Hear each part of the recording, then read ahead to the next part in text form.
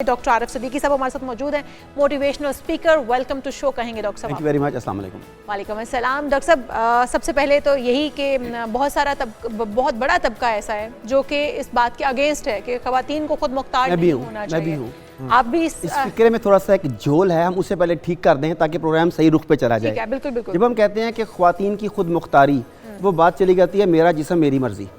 हम बात करना चाहते हैं ख्वातीन की माली मुआशी खुद मुख्तारी, के वो अपनी फाइनेंस में इंडिपेंडेंट हों, अपनी मर्जी की शॉपिंग करें, बच्चों के लिए खर्च करना चाहें, किसी को देना दिलाना चाहें, फैमिली को चलाने के लिए कंट्रीब्यूट कर पाएं। एक्चुअली जब हम कहते हैं ना औरत खुद मुख्तार हो, तो ये माली खुद मुख्तारी या मुआशी खुद मुख्तारी की बात है बेसिकली।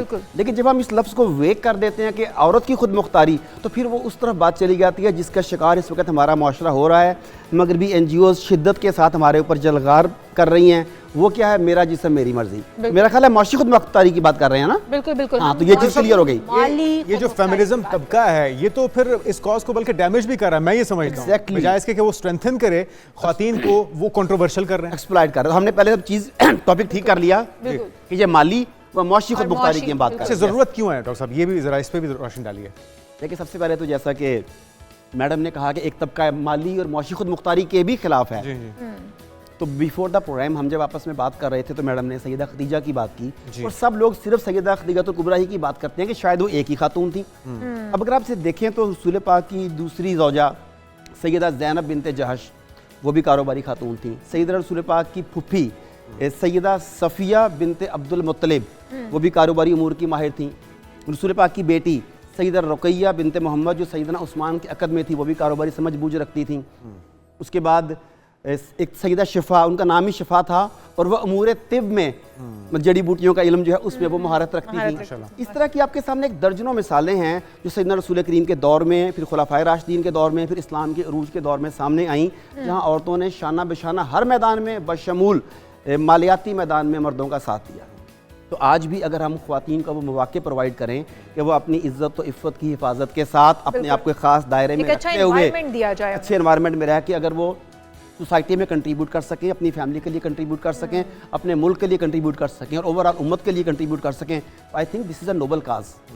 अच्छा, जो मज़हब को टारगेट करते हैं, आपकी इन तमाम मिसालों से वो तासुर भी ज़ाहिल हो गया कि मज़हब इसकी मुमानियत नहीं करता बल्कि वो इसकी तरवीज करता है। इसको मज़हब तो सिर्फ एक दायरा देता है, एक फ्रेमवर्क देता है कि आपका ये दायरा है, इस दायरे में रहते हुए आप जो मर्जी करें।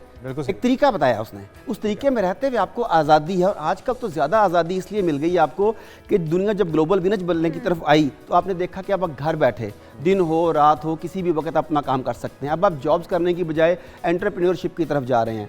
पहले होता यह था कि जो कम पढ़ी लिखी ख्वातीन होती थी वो सिलाई कढ़ाई कर रही हैं, कोई कशीदाकारी दस्तकारी का काम सीख रही हैं। पहले देखिए कंट्रीब्यूट तो वो भी कर रहे हैं, पहले वो होता था। उसके बाद जब लड़की पढ़ जाती थी तो उसके बाद या उसके पास टीचिंग बचती थी, मेडिकल की फील्ड बचती थी, या नर्सिंग में चली जाती थी। बहुत लिमिटेड फील्ड्स थी।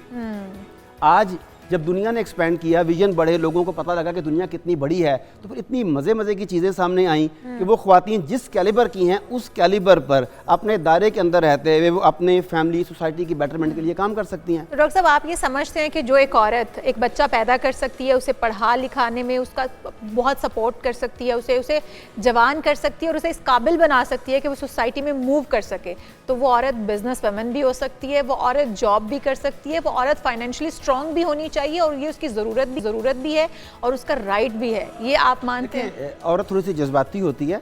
इस अभी आपने बात करते करते वो बच्चे के पैदा होने का भी सारा क्रेडिट से लेकर आखिर तक खातून को दे दिया, मान भी लिया।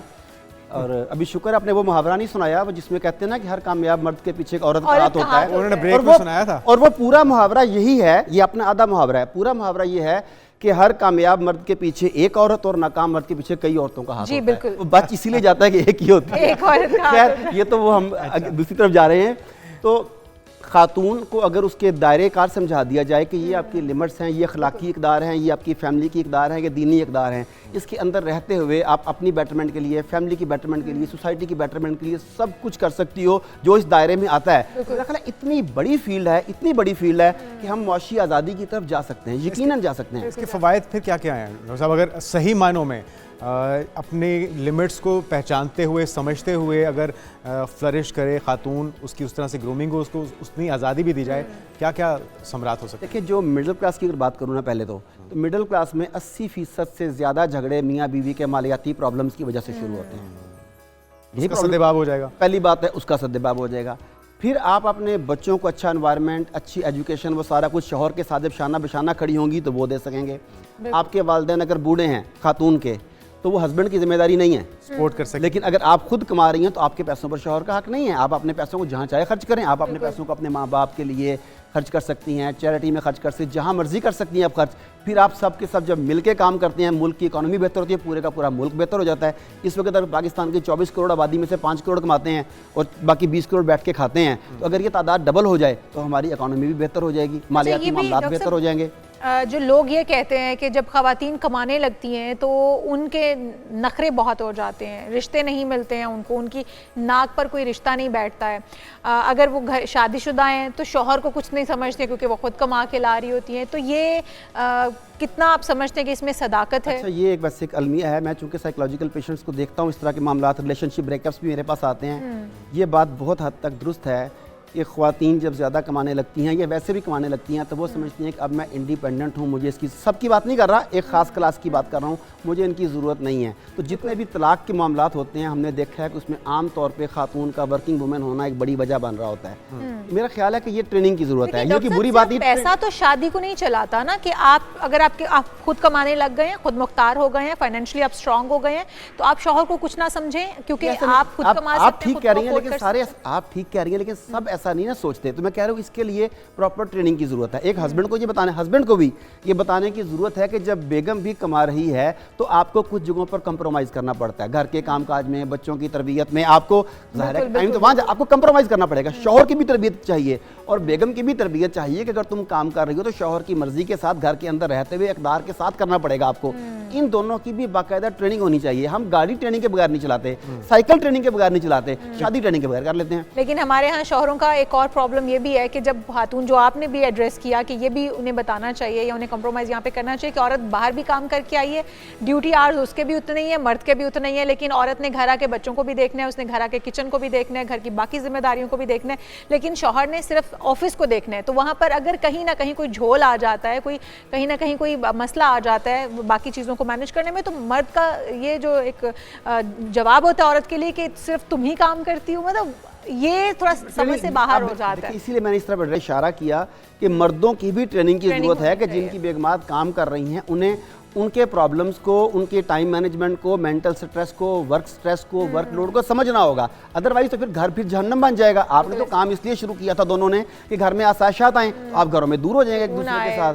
तो इसकी ट्रेनिंग चाहिए। मियाँ बीवी को एक दूसरे के साथ बैठ के बात करनी चाहिए या उन्हें किसी मैरिज काउंसलर के पास जाना चाहिए।